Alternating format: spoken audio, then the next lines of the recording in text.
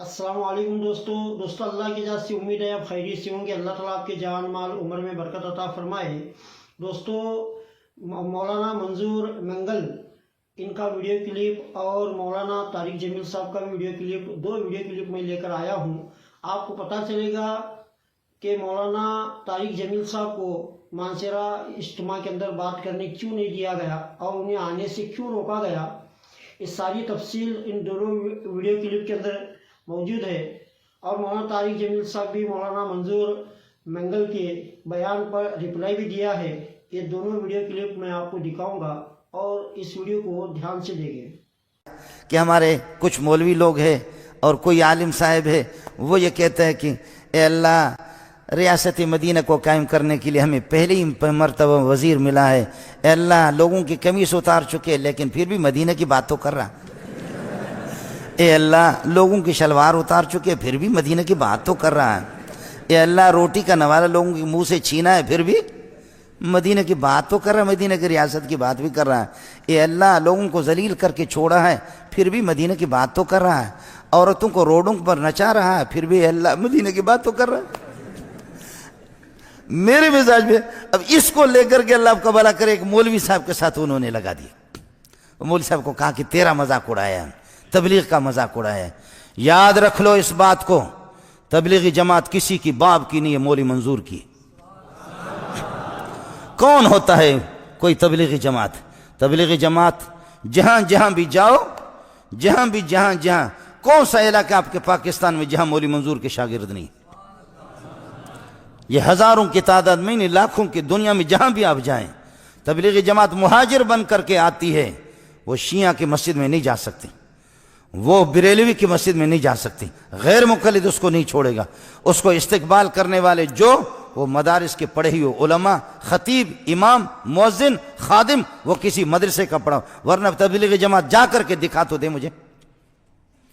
تبلیغی جماعت میری ہے، ہم نے تبلیغی جماعت کے دفاع کیا، اور یہ جس مولوی صاحب کا، اس مولوی صاحب کو یاد ہوگا آپ کو، میں نے اپریل میں اس کو یہاں بلایا، لیکن آپ سے ایک بات عرض کروں گا، میں ایک دیہاتی آدمی ہوں، اللہ کے فضل و کرم سے دین کی کوئی مخالفت کرے گا اللہ کی قسم چھوڑیں گے نہیں ہم اس کو۔ آپ کو اس پر تو جوش آیا، آپ کو اس پر کیوں جوش نہیں آیا؟ مولانا طارق جمیل ہمارے سر کے تاج تھے، اب شاید نہیں رہے، یاد رکھو ہمارے سر، میں نے جتنا اس کو سپورٹ کیا ہے، وہ ایک خطیب ہے، وہ کوئی مستند عالم نہیں ہے، وہ خطیب ہے صرف، اور غیر مقلدین نے، دوسرے لوگوں نے، آج پتہ کرو اس سے، اس کی جتنی مخالفت کی یہ چھپا رہا، اور فرق باطلہ کو اس کی طرف سے خدا کی قسم میں نے جواب دیا، تبلیغی جماعت مولانا طارق جمیل کی نہیں ہے، مولانا خورشید کی بھی نہیں ہے، نظر الرحمن کی بھی نہیں ہے، یہ علماء دیوبند کی جماعت ہے، یہ میرے اکابرین نے اس کی بنیاد رکھی ہے، یہ ہماری جماعت، تبلیغی جماعت میری، تحریک ختم نبوت والے میرے، جمعیت علماء اسلام میرے، یہ پیر بھی، وہاں سینکڑوں پیر بیٹھے ہوئے تھے اس جہاں میں نے بیان کر دیا، چونکہ لاکھوں کا مجمع تھا، اور پیروں کو بھی للکارا کہ ایسا پیر ہمیں نہیں چاہیے، ایسا پیر نہیں چاہیے جو صرف تسبیحات میں لے کر اللہ اللہ اللہ۔ مولوی سے اس دن اللہ ناراض ہو گیا کہ لوگوں کے دماغوں میں پیروں نے اور اس قسم کے مولویوں نے بٹھایا کہ مولوی کا کام سیاست نہیں ہے، مولوی حکومت نہ کرے۔ 800 سال تک مجھے بتاؤ کہ مکہ اور مدینہ نہیں، دنیا کا اس وقت جو دنیا کا صدر تھا، خلیفۃ اللہ، جو اللہ کا خلیفہ، وہ محمد رسول اللہ تھا۔ ابو بکر خلیفۃ اللہ نہیں تھا، وہ مولوی نہیں تھا، وہ حافظ قرآن نہیں تھا، وہ قاری نہیں تھا، عمر نہیں تھا، عثمان نہیں تھا، علی نہیں تھا۔ کس نے تمہیں بتایا کہ مولوی حکومت نہ کرے؟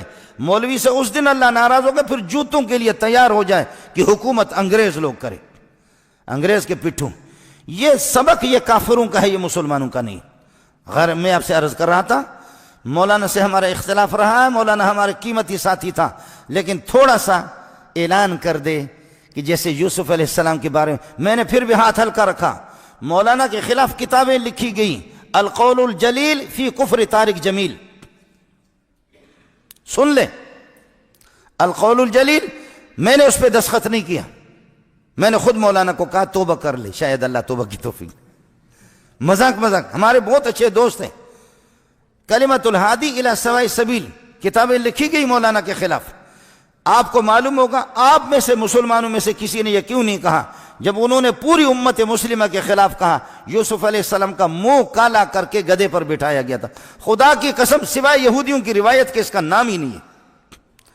آج معافی کیوں نہیں مانگتا؟ آج معافی مانگے میں پوری دنیا کے سامنے اس کے پاؤں پہ جا کر کے پڑوں گا.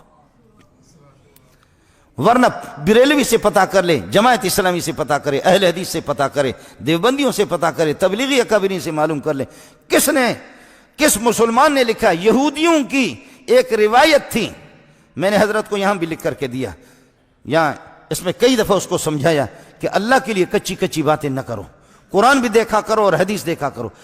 اس کی کوشش یہ ہوتی ہے کہ کچی باتیں بیان کرنا. مولانا ہمارے سر کے تاج تھے، انسان سے غلطی ہو جاتی ہے، معافی مانگے یوسف علیہ السلام سے، معافی مانگے، اور نہیں تو پھر آپ مجھ سے گلہ نہ کر لیں، میں اپنے رب کو راضی کر سکتا ہوں، آپ کو ناراض کر سکتا ہوں. یہ نیٹ پر موجود ہے، یہ لاکھوں انسانوں. پھر بھی سعودیہ کے علماء نے کافر قرار دیا، میں نے کافر نہیں کہا. آپ سعودیہ کے علماء کے بالکل موجود ہیں، انہوں نے کافر تک بھی قرار دیا کہ یوسف علیہ السلام کی توہین کیوں کی اس طرح. اس لیے خطیبوں کا مسئلہ الگ ہوتا ہے. میں نے مولانا کا نام لیا بھی نہیں ہے. اب خواہ بعض لوگ کھینچ کر کے تبلیغی جماعت کا وارث میں ہوں، میرے شاگرد ہزاروں تبلیغ میں ہیں. علماء وہ بھی کچے لوگ نہیں ہیں، علماء علماء علماء علماء. یہ جن تم خطیبوں کی بات کرتے ہو، ہم ایک عالم اگر کسی جگہ بھیجتے ہیں اس پوری دنیا میں انقلاب لاتا ہو. میں علماء پڑھاتا ہوں، 100 طلبہ میرے شاگرد نہیں ہیں، 200 بھی نہیں ہیں. گزارش یہ تھی، ہم نے مولانا کی مخالفت نہیں کی ہے. اچھا آپ لوگ ناراض بھی نہ ہو جاؤ، بعض مولوی اس قسم کے ہیں ہمارے، سبحان اللہ الیاذ باللہ. میں آپ کو نام بتا دوں گا، مجھ سے ملیں، ان سے صرف یہ تقریر کرا دو جیسے کہ یہ آپ کے سامنے میں کہہ رہا ہوں، قادیانی مرتد ہے، بے ایمان ہے، اس پہ خدا کی لعنت ہے. تم ایسی تقریر کرا دو کہ قادیانی پہ لعنت، مجھ سے انعام لے لو.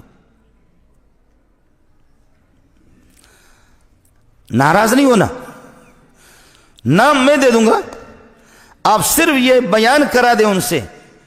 اس لیے کہ مرتد کو لعنت بھیجنا ثواب ہے سب کو، سبحان اللہ، بالکل ثواب ہے. مرتد کو قادیانی کو لعنت بھیجنا. تم صرف ایک تقریر تو کرا دو، صرف 50 آدمی کے سامنے کرا دو کرا دو کرا دو.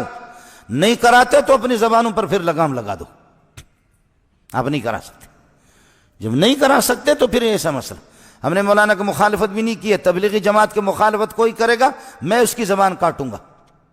تبلیغی جماعت ہماری جماعت ہے، ختم نبوت ہماری ہے، مولانا فضل الرحمان ہماری.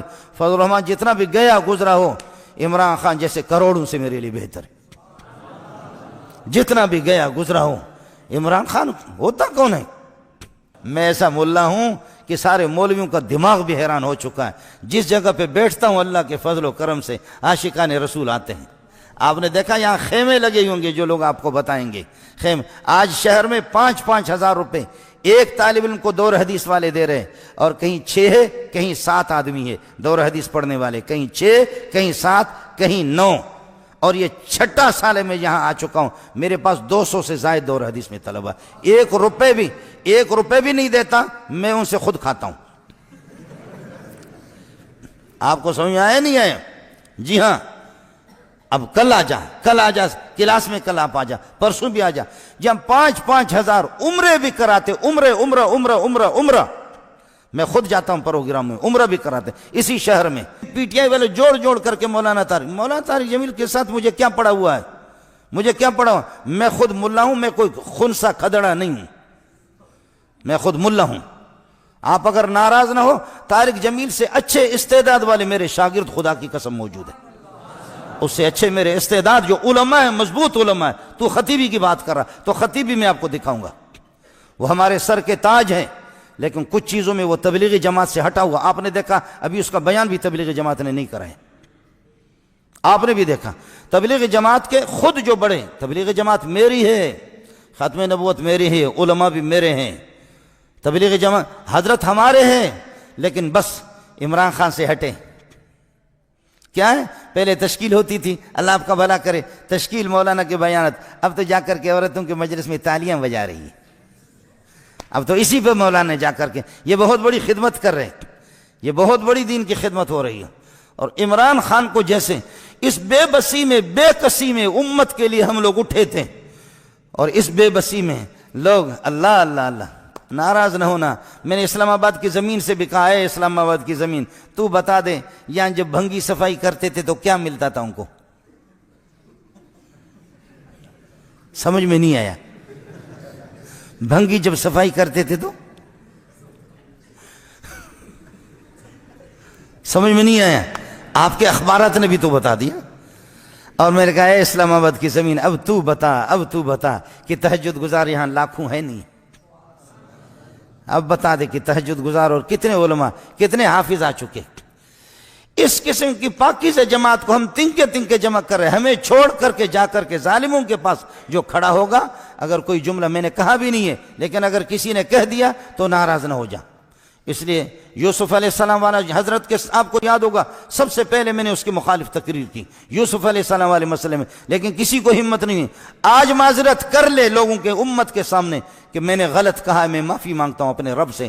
یوسف علیہ پھر بھی ڈٹا رہا. اس کی مرید کہتے ہیں کہ نہیں اس سے کوئی غلطی نہیں ہوتی. اس لیے گزارش یہ ہے کہ ہمارا اپنا کام ہے. ہم نے مولانا کی مخالفت کی بھی نہیں ہے اور میرا رابطہ ان سے تھا اور ہے اور رہے گا. لیکن بعض لوگ یہ درمیان میں کھینچ کر کے ہمارے درمیان میں منافرت پیدا کرتے ہیں. اللہ تعالیٰ یہ ان کو ہدایت عطا فرمائے. کچھ علماء نے پیچھے جو مجھے گالیاں نکالی، اللہ کا شکر ہے میرے دل پر اس کا کوئی اثر نہیں، نہ میں نے اس کے رد عمل میں کوئی اس کے برابر لیول کی بات کی. ان کے چونکہ سوشل میڈیا پر سب کو معلوم ہے تو اس لیے میں نام لے دیتا ہوں، ورنہ توبہ.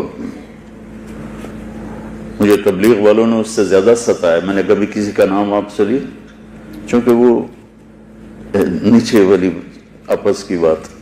اب یہ سوشل میڈیا پر منظور مینگل صاحب بد اخلاقی کا مظاہرہ کر رہے ہیں تو اللہ کا شکر ہے میرے دل میں رد عمل میں ایک رتی چھوڑ، ایک حبۃ و خردل کا 1000واں حصہ بھی میرے دل میں کوئی رد عمل، بلکہ ان کی عزت ہے کہ اہل علم ہے. واللہ میں آپ کو قسم اٹھا کے کہہ رہا ہوں. پھر انہوں نے وہ یوسف علیہ السلام والی بات کو عنوان بنا کر جو میری کلاس لی کہ اس نے گستاخی کی ہے اور یہ علل اعلان ہمارے پاس آ کے توبہ کرے. سہون کوئی نکل جاتی ہے بات، اس کو گستاخی نہیں کہتے. اصل میں نے روایت تو صحیح بیان کی جو قرطبی میں بھی ہے، رازی میں بھی ہے کہ آپ کو گدھے پہ سوار کرایا گیا اور شہر میں پھرایا گیا اور کہا گیا ھذا جزاء من خان سیدہ. آپ پڑھ لیں سارے اس میں. ٹھیک ہے تفسیری روایات اس درجے کی نہیں ہوتی، لیکن اگر رازی قبول کر رہے ہیں، قرطبی قبول کر رہے ہیں تو میں کیڑی شیاں نہیں. تو اس میں نے سہون یاد نہیں رہا، میں نے کہہ دیا چہرے کو سیاہ کیا گیا. تب اس کی ظنوا بالمؤمنین خیرا کتنی بڑی حدیث. اجتنبوا کثیرا من الظن ان بعض الظن اثم. مولی عدنان صاحب نے اس کا بڑا خوبصورت ترجمہ کیا کہ میرے ذہن میں یہ نہیں تھا. یہ میں اپنے چھوٹوں سے بھی سیکھتا ہوں، بڑوں سے بھی سیکھتا ہوں. تو انہوں نے ترجمہ کیا کہ مجھے لگتا ہے کہ یہ اللہ تعالیٰ کہہ رہا ہے کہ بدگمانی سے بچو، کہ بعد الظن کچھ بدگمانیاں نہیں، بلکہ یہاں یوں لگتا ہے کہ اللہ کہہ رہا ہے کہ تھوڑی سی بدگمانی بھی بڑا گناہ ہے. اگر سبحان اللہ، بیٹا کیا خوبصورت ترجمہ کیا آپ نے. تھوڑی سی بدگمانی بھی وہ تمہارے دل کو کھٹا کر دیتی ہے. اور امام ابو حنیفہ رحمۃ اللہ علیہ کی طرف منسوب ہے، میں نے خود نہیں پڑھا، مفتی احمد علی صاحب شاید ان کی نظروں سے گزرا ہو، کہ کسی میں 100 باتیں کفر کی ہوں اور ایک ایسی ہو جس کی میں تعویل کر کے اس کے اسلام کو بچایا جا سکتا ہے، تو اس ایک کی تعویل کو قبول کر کے 99 چیزوں پر پانی پھیر دو. مفہوم یہ ہے. تو جس ہستی کے فتوی کو کہ ہم پیروی کرتے ہیں وہ یہ فرما رہے ہیں،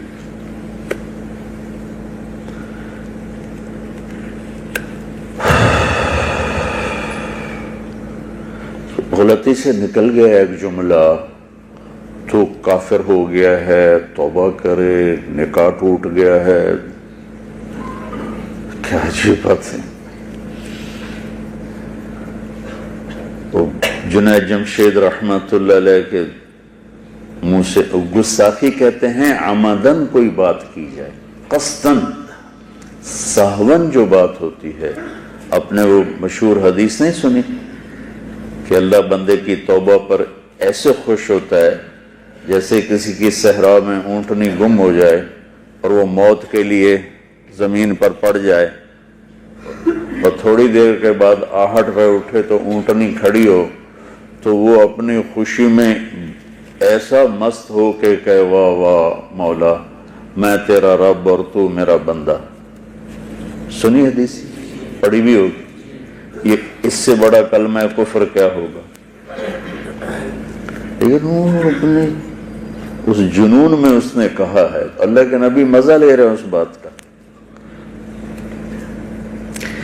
میں یہ سارے دورے والے بچے بیٹھے ہیں، کل تک چند دنوں میں جانے والے ہیں، بیٹا میں یہ ان چیزوں سے تمہیں نکالنا چاہتا ہوں، یا خیر کا بول بولو یا چپ۔ من کان یؤمن باللہ والیوم الآخر فلیقل خیرا او،